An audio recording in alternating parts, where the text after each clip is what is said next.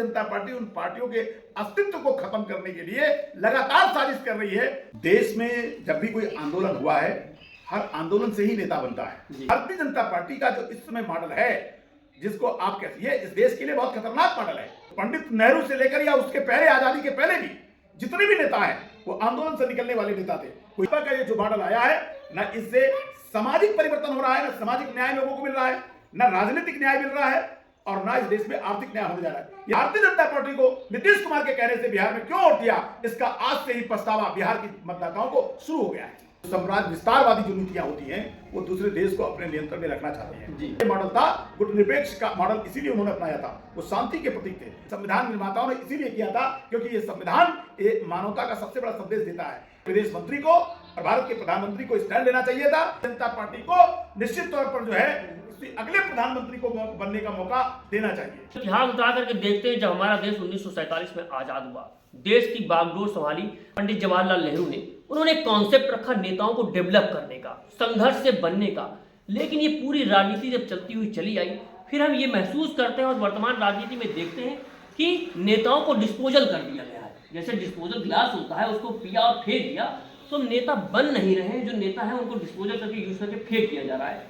तो ये जो नेताओं को खत्म किया जा रहा है, उद्योगपतियों को नेता राजनीति में लाया जा रहा है, बाहुबलियों को लाया जा रहा है, वो इन सारी चीजों को आप देश का भविष्य कैसे देखते हैं? राजनीतिक तौर पे रेस क्या होगा? भारतीय जनता पार्टी एक व्यापारिक कंपनी है, व्यापारिक मॉडल है इसका। देश में जब भी कोई आंदोलन हुआ है, हर आंदोलन से ही नेता बनता है। जी। कांग्रेस जब आंदोलनकारी है और कांग्रेस के भी नेता जो बने हैं वो आंदोलन से ही नेता बने हैं। ये नीतीश कुमार जी सामाजिक न्याय के आंदोलन के नेता हैं। लालू प्रसाद यादव जी हों, चाहे माननीय मुलायम सिंह जी जो इस दुनिया में नहीं है वो भी नेता हों, ये जो नेता हैं वो एक सामाजिक न्याय के नेता बनकर के उभर कर आए थे। मेरा मानना है कि भारतीय जनता पार्टी में भी जब मंदिर का आंदोलन चला था तो मंदिर आंदोलन से जितने नेता उभर कर आए थे आज उनको अलग थलग कर दिया गया। वो चाहे कल्याण सिंह इस दुनिया में नहीं रह गए, विनय कटियार जी हों, उमा भारती जी हों, जितने भी पिछड़े को नेताओं को तैयार किया गया था, आज वो सभी के सभी नेता, मैं आपको बताना चाहता हूं, क्योंकि अब आंदोलन से ही नफरत करती है भारतीय जनता पार्टी। अगर कोई नौजवान, अगर कोई ग्रुप आंदोलन करता है किसी विषय पर, तो उस आंदोलन के खिलाफ है। भारतीय जनता पार्टी किसी भी आंदोलन से डरती है। आपने देखा किसानों ने आंदोलन चलाया एमएसपी के लिए, और जो कानून, काला कानून किसानों के खिलाफ लेकर आए थे उसके खिलाफ, लेकिन उस आंदोलन के खिलाफ थी भारतीय जनता पार्टी। 700 किसान मर गए, लेकिन भारतीय जनता पार्टी ने सुनने को तैयार नहीं थी। मेरा मानना है भारतीय जनता पार्टी का जो इस समय मॉडल है, जिसको आप कहते हैं, इस देश के लिए बहुत खतरनाक मॉडल है, क्योंकि वो आंदोलन से डरती है। उसके इस समय जो भारतीय जनता पार्टी के नेता हैं वो आंदोलन से निकले हुए नेता नहीं है। आंदोलन से निकले हुए जो नेता होते हैं उनको देश से मोहब्बत होता है, उनको विचारधारा से मोहब्बत होता है, देश को आगे ले जाने के लिए काम करते हैं। आंदोलन से निकले हुए नेता व्यवस्था परिवर्तन की लड़ाई लड़ते हैं और देश को आगे ले जाने का काम करते हैं। तो पंडित नेहरू से लेकर या उसके पहले, आजादी के पहले भी जितने भी नेता हैं वो आंदोलन से निकलने वाले नेता थे। कोई आजादी के आंदोलन से निकला था, कोई सामाजिक न्याय के आंदोलन से निकला था। परम पूज्य बाबा साहब अम्बेडकर आंदोलन से निकले हुए नेता थे। बाबा साहब अम्बेडकर के शासक पंडित नेहरू जी 11 साल तक जेल में रहे, आजादी के आंदोलन से निकले थे। महात्मा गांधी जी, सरदार पटेल जी, राजेंद्र प्रसाद जी, मौलाना आजाद साहब, ऐसे न जाने कितने नेता, ये सारे के सारे नेता जो थे वो आंदोलन से निकले हुए नेता थे। आंदोलन से निकले हुए नेता, वो चाहे रामविलास पासवान जी हो, और चाहे आपके नीतीश कुमार जी हो, और चाहे आपके लालू यादव जी हो, और चाहे आपके माननीय मुलायम सिंह जी जो इस दुनिया में नहीं वो हो, जितने भी नेता होते हैं वो आंदोलन से निकले हुए जो नेता होते हैं वो व्यवस्था परिवर्तन की लड़ाई लड़ते हैं, और व्यवस्था परिवर्तन की लड़ाई से समाज का भला होता है। जो समाज कभी एक साथ उठता बैठता नहीं था वो धीरे धीरे आगे बढ़ा है, आर्थिक रूप से आगे बढ़ा और लोग एक साथ उठने बैठने लगे। देश में सामाजिक, आर्थिक, राजनीतिक तरक्की होने का काम किया। लेकिन इस समय मैं कह सकता हूं और दावे के साथ कह रहा हूं, कांग्रेस का राष्ट्रीय सचिव होने के नाते कह सकता हूं, भाजपा का ये जो मॉडल आया है न, इससे सामाजिक परिवर्तन हो रहा है, न सामाजिक न्याय लोगों को मिल रहा है, न राजनीतिक न्याय मिल रहा है, और न इस देश में आर्थिक न्याय होने जा रहा है। ये तीनों न्याय संकट में है, सामाजिक न्याय, आर्थिक न्याय और राजनीतिक न्याय। ये तीनों न्याय इस देश में संकट है, और इस संकट के लिए अगर कोई जिम्मेदार है तो केवल भारतीय जनता पार्टी है, क्योंकि भारतीय जनता पार्टी का केवल एक ही मॉडल है, और वो है लूट का मॉडल। लूट के अलावा इनके पास कोई मॉडल नहीं है। ये इस देश को आज नहीं तो कल लोगों को जानकारी होने लगी है। आपने देखा, मैं बार बार कहता हूं, आज फिर कह रहा हूं, इस देश में कांग्रेस के ऊपर तमाम तरह के आरोप लगे होंगे, लेकिन आज उसके खाते में कितना है? 133 करोड़ मात्र जी, 133 करोड़ रुपया ही है। और दूसरी तरफ भारतीय जनता पार्टी को केवल 11 साल तक अभी शासन हुआ, उसके खाते में 10,107 करोड़ रुपया उसके खाते में पहुंच गया। और इतना ही नहीं, आप देखिए किस तरह से उन्होंने अपना जो कार्यालय है उनको 5 स्टार से ज्यादा बना दिया। आरएसएस के पास कितनी संपत्ति पहुंच गई, आरएसएस के नेताओं के पास कितनी संपत्ति पहुंच गई। ये कौन सा मॉडल है? आप मुझे बताओ, ये कौन सा मॉडल है? ये देश को ऐसे रास्ते पर ले जाने का है। राष्ट्रवाद केवल ये बोलते हैं, ये राष्ट्र के साथ ही एक तरह से ऐसा व्यवहार करते हैं कि लगातार देश कमजोर होता जा रहा है। मैं फिर बोल रहा हूं आपको, आने वाले समय में लोगों को पछतावा होगा कि उस समय लोगों ने भारतीय जनता पार्टी को नीतीश कुमार के कहने से बिहार में क्यों वोट दिया। इसका आज से ही पछतावा बिहार के मतदाताओं को शुरू हो गया है। सर, आपने कुछ सारी बातें की, आपने बात करी विचारधारा की, देश की, देश को बनाने की, गढ़ने की। हम जिस तरह से देखते हैं, इतिहास पढ़ते हैं, हम देखते हैं कि विचारधारा से देश बनता है, नेताओं से देश बनता है, और उन विचारधारा के आधार पर नेता डेवलप होते हैं। आपने विचारधारा की बात की, आपने कहा कि ये मैन्युफैक्चर नेता हैं, ये आंदोलन थे नेता नहीं है।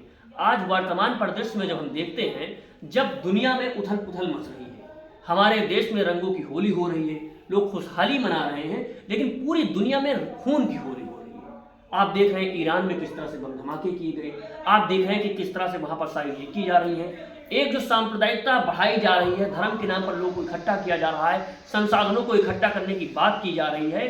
और जो फिर से मैं विचारधारा पे आऊंगा, आप विचारधारा, नरेंद्र मोदी जी ने अब स्टैंड नहीं लिया ईरान के साथ। वहीं पर अटल बिहारी वाजपेयी जो एक आंदोलन से नेता बनके निकले थे, उन्होंने स्टैंड लिया था मानवता के आधार पर कि जो भी देश मानवता के खिलाफ है, वो इजराइल को साफ तौर से कह रहे थे कि फिलिस्तीन को स्वतंत्र राष्ट्र का दर्जा देना चाहिए।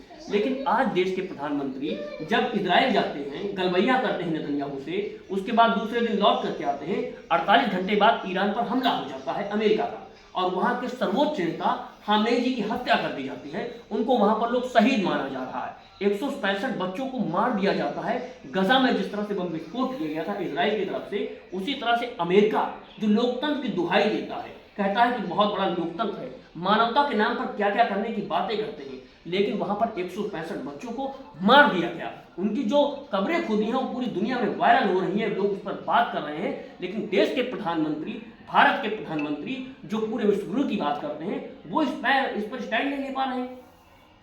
देखिए, भारतीय जनता पार्टी की जो नीति है जी, वो विस्तारवादी नीति है जी। धन में विस्तार हो जाए जी, राज्य के पावर में विस्तार हो जाए जी। और यही विस्तारवादी नीति जो है हमारे अमेरिका के राष्ट्रपति के हाथ में भी है। राष्ट्रपति, अमेरिका का राष्ट्रपति क्या चाहता है? वो ये चाहता है पूरी दुनिया में उसका राज हो जाए। वो अमेरिका में ही राज नहीं चाहते, वो पूरे दुनिया में हर देश को अपने नियंत्रण में रहना चाहते हैं। ये साम्राज्यवाद है। ये साम्राज्यवादी शक्तियां, जो साम्राज्य विस्तारवादी जो नीतियां होती हैं, वो दूसरे देश को अपने नियंत्रण में रखना चाहते हैं। मैं समझता हूं पूरे पावर को और पूरी आर्थिक शक्ति को अमेरिका जो है वो नियंत्रण में रखना चाहता है, और उसी का परिणाम है कि अमेरिका ने मानवता को सार सार करने वाली बात, एक सर्वोच्च नेता खेमनेई को जिस तरीके से बमबारी करके हमला करके उनकी हत्या की है, पूरी दुनिया इसका विरोध कर रही है। मैं समझता हूं भारतीय जनता पार्टी अगर इसका विरोध नहीं कर पा रही है तो चूंकि वो मानवता की विरोधी रही है पार्टी जी, मानवता को मानने वाला, जो मानव को एक समान मानता है, जो इस देश में एक ऐसी विचारधारा है जो भारत के अतीत की विचारधारा है। क्या अतीत की विचारधारा है? हमें हक सबके कल्याण की बात करनी है। हमने हमको सबके विश्व की कल्याण की वसुधैव कुटुंबकम की विचारधारा किसकी विचारधारा है? जी ये भारत की विचारधारा है, सनातन की विचारधारा है। इसका मतलब यही होता है कि जहां कहीं भी मानवता की हत्या होगी उसके खिलाफ भारत खड़ा हो जाता जी। है। पंडित नेहरू का ये मॉडल था, गुटनिरपेक्ष का मॉडल, इसीलिए उन्होंने अपनाया था। वो शांति के प्रतीक थे। बुद्ध कहाँ के हैं? भारत के हैं। बुद्ध संदेश देते हैं पूरे दुनिया को कि हम अहिंसा के पुजारी होंगे, हम सत्य के पुजारी होंगे, हम मानवता के पुजारी होंगे। मैं समझता हूं भारतीय जनता पार्टी के प्रधानमंत्री जी को भी इस कदम को आगे बढ़ाना चाहिए, लेकिन वो इसलिए नहीं बढ़ा पाते क्योंकि वो मानवता के पुजारी नहीं है। वो भारत में रहते जरूर हैं, लेकिन भारत की विचारधारा को नहीं स्वीकार करना चाहते हैं। ये संविधान को नहीं मानते। संविधान की विचारधारा क्या कहती है कि इस देश के हर नागरिक को सभी को बराबरी का दर्जा देना है, सभी को आगे बढ़ाना है। इसके लिए भारतीय जनता पार्टी और हर जात के लोगों ने ये बात तय की थी। जब संविधान का निर्माण हुआ था तो संविधान का निर्माण किसी एक जाति ने नहीं किया है, किसी एक वर्ग नहीं किया, किसी एक व्यक्ति ने नहीं किया। संविधान का निर्माण भारत के प्रत्येक जाति धर्म के लोगों ने मिलकर किया है। और उस समय ये तय किया था एक देश जैसे एक जाति दूसरे जाति पर घृणा नहीं करेगा, और जो पिछड़ गए हैं उनको आगे बढ़ने का मौका देगा, जो लोग पिछड़ गए हैं उनको विशेष अवसर देगा। ये अवसर की समता और समानता की बात जो है संविधान निर्माताओं ने इसीलिए किया था क्योंकि ये संविधान ये मानवता का सबसे बड़ा संदेश देता है। मैं समझता हूं भारतीय जनता पार्टी उस समय भी, भारतीय जनता पार्टी के जो पुरखे थे जी, उन्होंने भारत के संविधान को स्वीकार नहीं किया था। और मैं आपको बताना चाहता हूं कि 16 दिसंबर को भारतीय जनता पार्टी ने संविधान की प्रतिमा को जलाने का काम किया था। भारत के संविधान को वो नहीं मानते, उनके पुरखे नहीं माने, ये भी नहीं मानते हैं। भारत के संविधान की विरोधी है, मानवता के विरोधी है, और इसलिए वो ईरान के साथ ना खड़े होकर के वो चुप्पी उनको इसलिए साधी है, उनकी कोई विदेश नीति नहीं है। मैं समझता हूं कि विदेश मंत्री को और भारत के प्रधानमंत्री को स्टैंड लेना चाहिए था। इस तरीके से किसी देश को, विशेषकर अमेरिका को, ये हक नहीं बनता है कि वो किसी भी देश के मुखिया को इस तरह से हमलावर करें, उनकी हत्या करें। आज अगर उनके साथ किया गया है, कल दूसरे के साथ भी हो सकता है। मैं समझता हूं विश्व जो हमारा संयुक्त राष्ट्र संघ था उसकी स्थापना ही केवल इसलिए हुई थी 24 अक्टूबर 1945 को कि कोई देश किसी देश को नियंत्रण में नहीं रखेगा, और शांति की अपील करने के लिए ये बात रखी गई थी। मैं समझता हूं भारत के प्रधानमंत्री को पहल करनी चाहिए, और अगर उनसे देश नहीं चलता है तो उनको देश से इस्तीफा दे देना चाहिए और भारतीय जनता पार्टी को कोई दूसरा प्रधानमंत्री चुनना चाहिए।